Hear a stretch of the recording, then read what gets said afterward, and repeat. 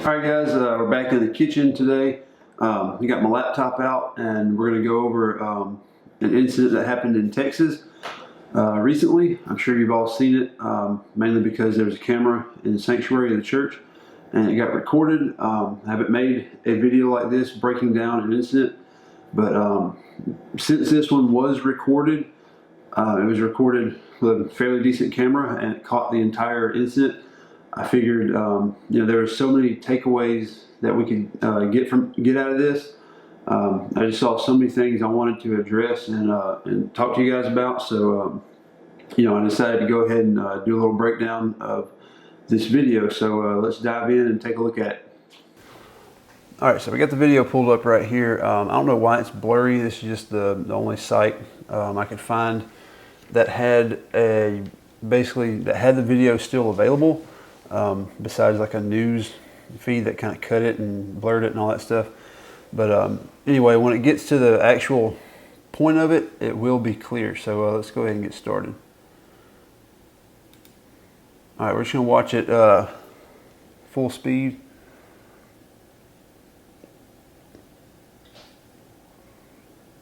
All right, there you go. That's pretty much the entire incident right there. That quick it happened. Bad guy fired 2 shots, I believe. Good guy fired 1. Then you can see like all these guys right here coming in from wherever they were. I'm guessing they were probably in the lobby. They had 1, 2, 3, 5 or 6 guys with guns out. And you can see right there. Let me back it up just a little bit. You can see right there he pulled out off the bad guy. It looked like a shotgun, like a pistol grip, pump style shotgun. So yeah, this dude, we'll get into that a little bit later, but yeah, super quick. Bad guy fired 2 shots, good guy fired 1. Incident's over. All these other guys come running in with guns, probably from the lobby. They were probably in the lobby or the foyer, holding down that area. But let's go back to the beginning right here. All right, so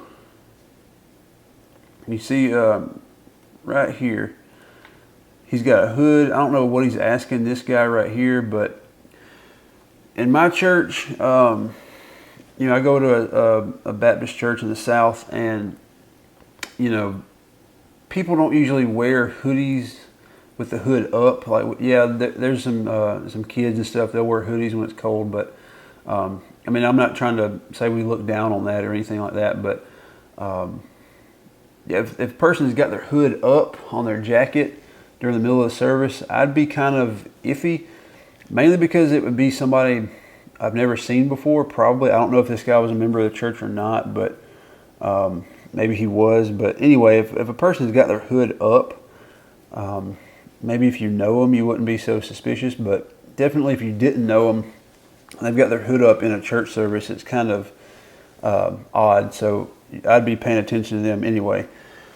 But he talks to this guy, immediately pulls out a shotgun. This guy right here stands up. He notices the shotgun, stands up, and goes to draw, apparently small of the back, maybe 4 or 5 o'clock, something like that. Notice his hand right here didn't come up to clear the garment. He tried to clear it with this hand. And before I get too far into this, I'm not trying to hate on this guy at all. I think he actually lost his life in this. So don't think I'm trying to hate on him. I'm just trying to pick some things out of it that we can talk about and maybe we can improve on going forward. So yeah, his offhand never came up to clear the garment. He never actually cleared it really with his drawing hand. He just kind of moved it out of the way as he drew. That's fine if you're doing like a slow kind of concealed draw. If the guy's not already pointing a gun at you, you can do that. But guys out here, you got to be fast. Get the gun out, get it on target, maybe step off line, or just draw from from seated. Everybody else in the sanctuary, you notice, is still sitting down. This guy was already standing. These guys were already standing. He makes himself noticeable by standing up to draw his gun, especially being that close. And you can see this guy, he starts backing up. He's like, oh, he's drawing a gun. he fires a shot and hits this guy right here. You can actually see it appeared to be whatever he shot him with. It hit the wall behind him. He's a little too slow on the draw. He was too noticeable. So some things we could work on. You know, being fast on the draw, or drawing from being from the seated position. You know, don't draw attention to yourself when you're trying to get your gun out, especially if the guy's that close and he's not really paying attention to you. Because it appeared, you know, he might have been talking to this guy first. So this guy drew attention to himself by standing and slowly drawing his handgun out. And that's just it's going to be for a bad day, especially when the dude's already got a shotgun pointed in your direction. So anyway, he fires a shot. This guy, he gets his gun out. Bad guy fires a couple more. And you notice he's got his gun out. He's got it pointed. I don't know how far away that is, but it's a pretty good distance for a self-defense shooting. You see, this is something I paid attention to really, because I always thought, you know, if I'm in a church or somewhere like that and somebody starts shooting, everybody's going to immediately stand up and be in the way. Like, I kind of figure everybody would immediately jump to their feet, run, and they'd be passing in front of me. You know, you kind of play this stuff out in your mind, kind of pre-plan. And, you know, I'd be there trying to, like, aim this guy down, and there's people, you know, darting back and forth, so you have to, you know, be careful. But what it looks like in this video is when the first shots went off, everybody ducked. Everybody hit the ground, hid behind the pews. There were a few people that tried to scramble out, but they were still low to the ground while they were trying to run. So, well, there we go right there. That is the one. So, yeah, everybody's down low. You know, the only people that are shooting are standing. So that's one thing to consider. You might not have that many targets or no shoots in front of you blocking the target. So anyway, let's go right here and watch this guy take him out.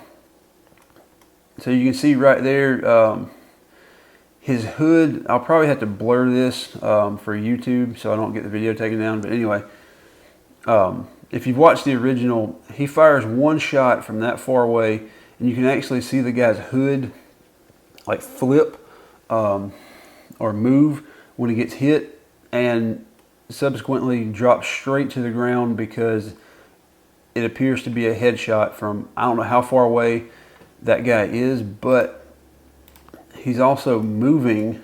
I think he fired another shot right there. You can see the flash on the wall right there. I'm not sure, it might have been his gun or he might have fired another shot. But this guy was on the move and he got a headshot in from that far away, took him out instant. And you can see these people trying to run out. There's screaming going on. I don't have the audio turned on the video, but you can see all these other people coming in with guns. I think that person might have, let me see. She might have drawn a gun from like her, maybe that's a woman, I can't tell, from her purse or something. But then you can see everybody start to come in.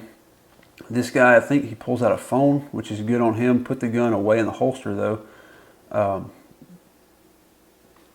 Yeah, pull the gun out, pull the phone out, put the gun away. You can see the good guy goes up, gives him a little kick, make sure he's good and dead or out, takes the gun away from him, clears the threat, neutralizes it, all that good stuff.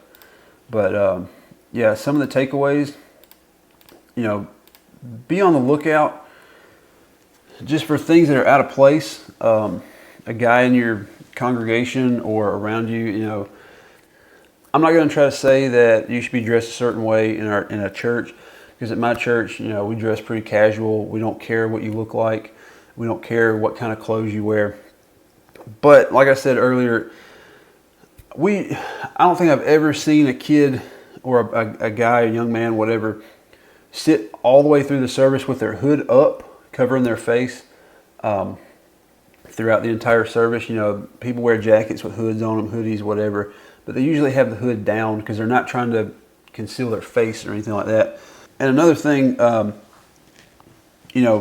be ready. Kind of know where you're at in the church, where the threat might come from. A lot of times I think, like, I played out in my head that the threat would come through like the front door or an entrance. It appeared that this guy had been in the service for a while, because I'm not sure quite what they're doing. There's no preaching going on. They're not singing. They're just sitting there. Maybe they're taking up the offering or something like that. But anyway, it looks like this guy had been in the church for a while. So he didn't just barge in the door and start shooting. Everybody was calm. Everybody was comfortable. They were in their comfortable spot. They weren't on alert or anything. And the next thing they know, bam, bam, gunshots start going off. And you can see what the general public does. The non-gun toters, they hit the deck and they're trying to hide. They're trying to get low.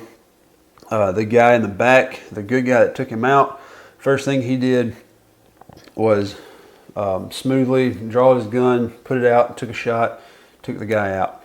Unfortunately, the first guy that tried to get the draw on him, I believe he took a little bit too much time. He drew too much attention to himself. He was too close. There's the correlation between time and opportunity. This guy was really, really close. He didn't have a whole lot of time. He didn't have enough time or opportunity to draw that slow or to stand up and draw attention to himself. It's easy to keyboard commando this thing afterwards, but it probably would have turned out a little different if he'd have had his gun, appendix or 3 o'clock, and he could have drawn from the seated position really quick and got up on him. He probably could have got a shot or two off before the guy really knew what was going on. The bad guy knew what was going on. Unfortunately, it didn't happen. But on a good note, there was enough people in the church that were armed, that were ready, and the bad guy got taken out after, I think maybe 2 people got shot. One of them was killed. But anyway, there was enough prepared people there, and they got the job done. So that's some of the points, some of the takeaways I got out of this video. Have your gun on you, be ready, be able to kind of decide when you should draw, how fast you should draw. Be good at it, be proficient at it, and be able to take a shot from longer than 5 or 7 yards. And going along those lines of, I talked about time and opportunity earlier. Everybody jumps on me about, the whole taking the backpack gun to church, whatever. And they say, oh, you're not going to have time to whip out, unzip a bag and pull out and do all that. Well, that's true. I'm not going to have time. Or you never know if you're going to have time. If you are the person in the sanctuary and you're that close, I'm not going to try to fool around with a bag, or even if you have it in your purse. It's you can get the gun out, but you're probably not going to be the first one to the party. Hopefully you're not. Hopefully there's somebody there that has a gun more readily accessible and can get it out faster. Like me, if I happen to have the bag and I'm this close to this guy and he starts shooting and I'm in the same room, if I'm on the other side of the sanctuary, I might try to get it out because I'm a lot farther away. But if I'm on the same side as this guy and I'm within 25-30 yards, he starts shooting, I'm going for the handgun. I'm clearing the shirt, I'm going for the handgun. It'll be the fastest to get shots on target. If I'm in the other room, if I'm in another part of the church, maybe, if I'm all the way across the sanctuary, and I've got time and opportunity, then I might, if I have a gun in a bag, I might go for that. But main thing is we have to be able to notice or to be able to decide how much time we have, how much opportunity we have, and what tool to use given that information. Fortunately, this guy right here, I'm not sure of his name, but he was ready. He got his gun out fast enough. He got a shot on target fast enough, and he took the guy out before any more people got killed. Unfortunately, one good guy did get killed, but there was a guy there that got the job done pretty quick. So take your gun everywhere you go, even to church, especially to church. You know, if you're going to Walmart, gas station, whatever, bad things happen everywhere. You don't get to decide. So take your gun everywhere, know how to use it, and we'll see y'all next time.